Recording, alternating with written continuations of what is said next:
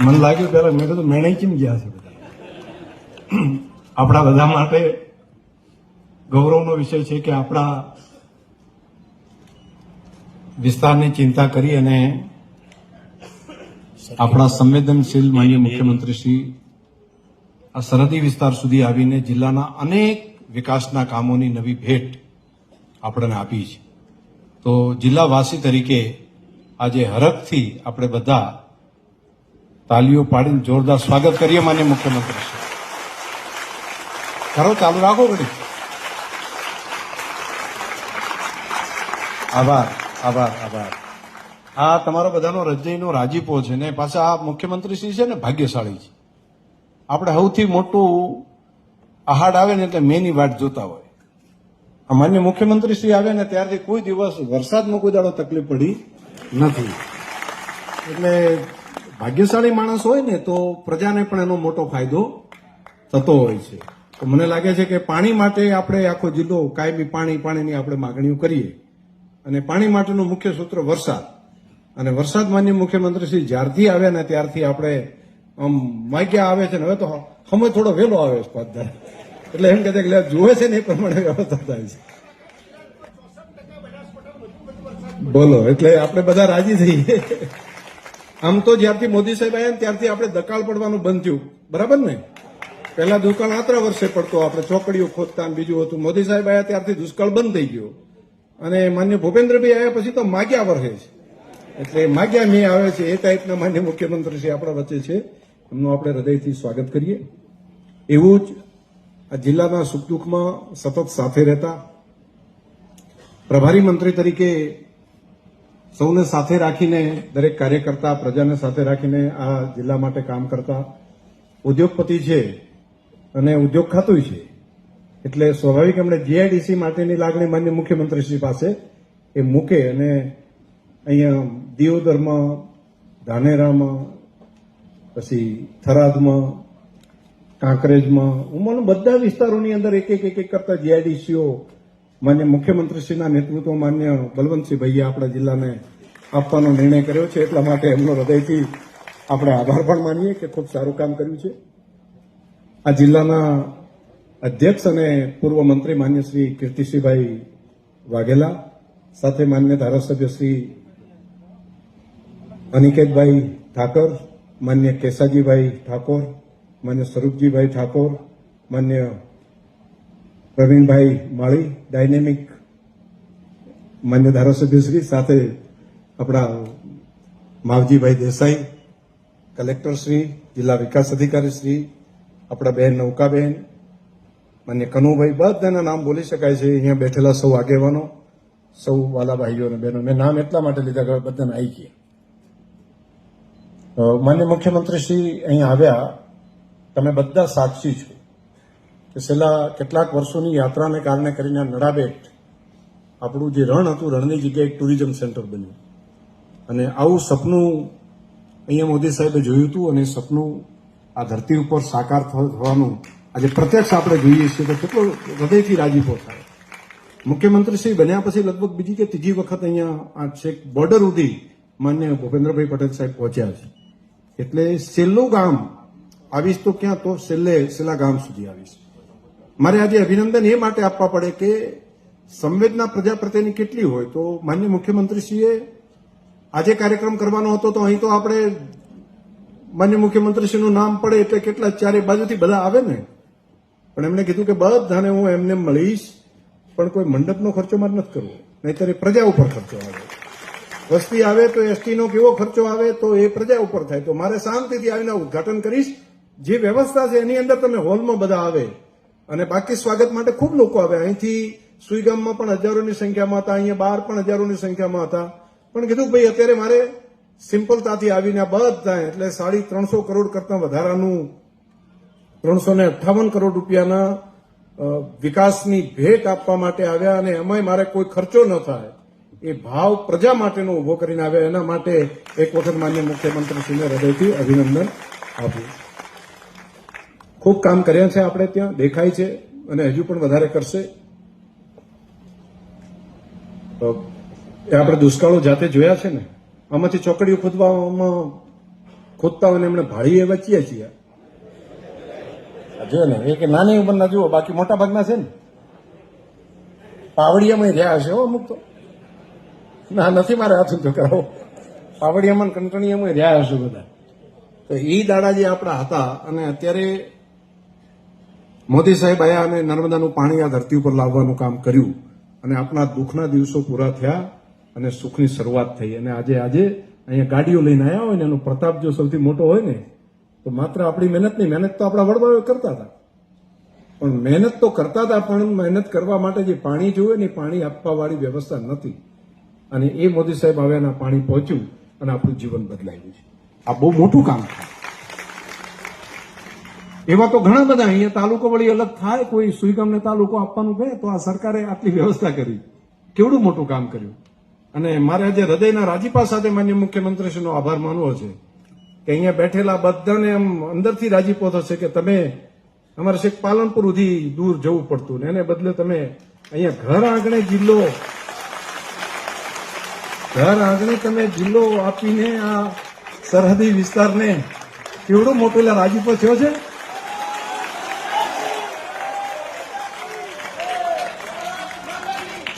તો આ માન્ય મુખ્યમંત્રીશ્રીનો આપણે હૃદયથી આપણે આભાર માનીએ કે એ અંદરની લાગણીને ભાવ જ્યારે પડ્યો હોય ને ત્યારે જ આ કામ આપણા બધા માટે થઈ શકે. તો આ સરહદી વિસ્તારની પ્રજા માટે એમણે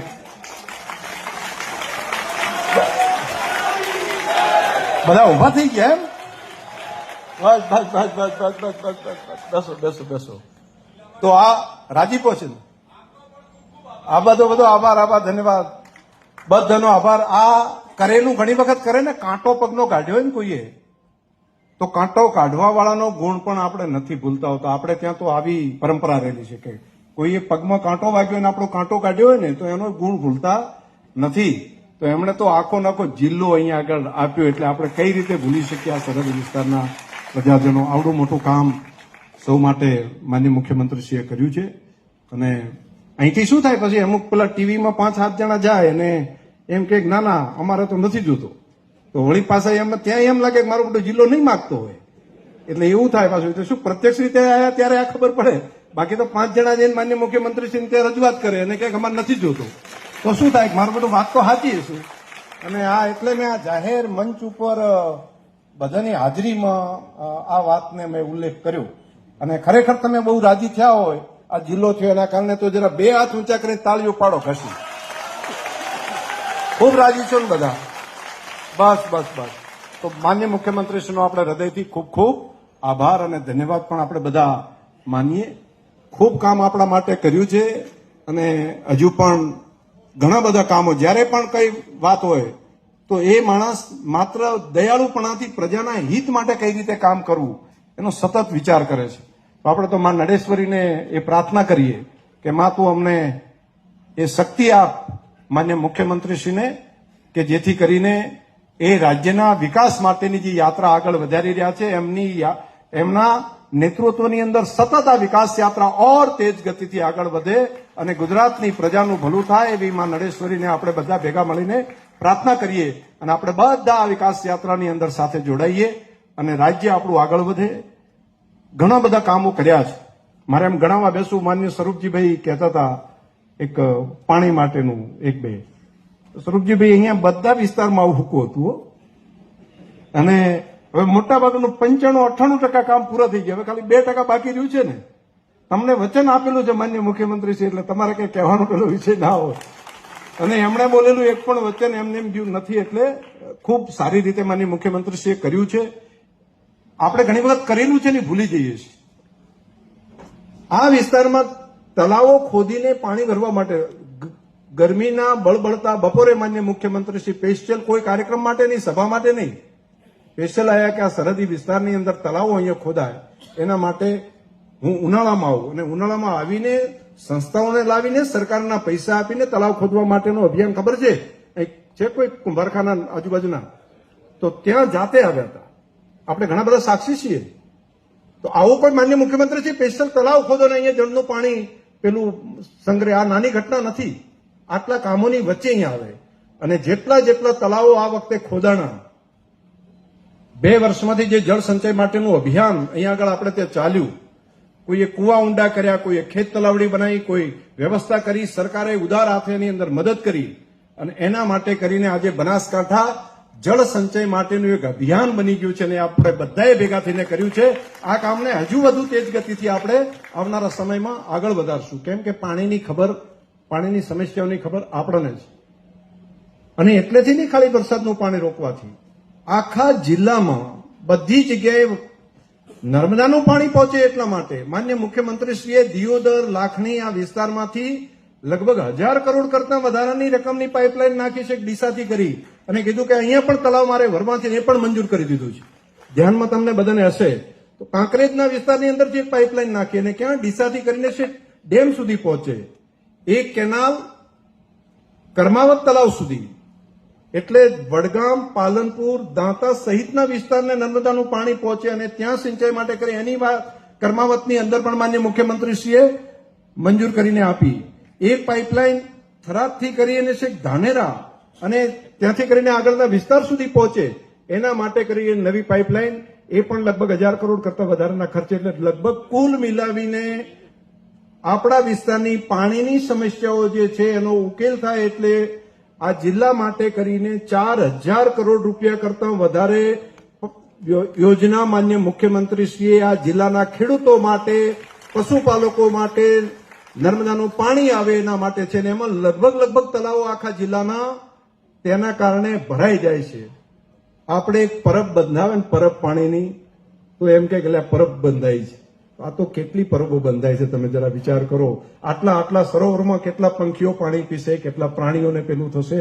આ ખૂબ મોટું કામ છે અને આ પરોપકારનું કામ, પ્રજા કલ્યાણના કામ માટે ઉદારતાપૂર્વક મદદ કરવા માટે માન્ય મુખ્યમંત્રીશ્રીને હૃદયથી આપણે ખૂબ ખૂબ અભિનંદન આપીએ, ખૂબ ધન્યવાદ કરીએ.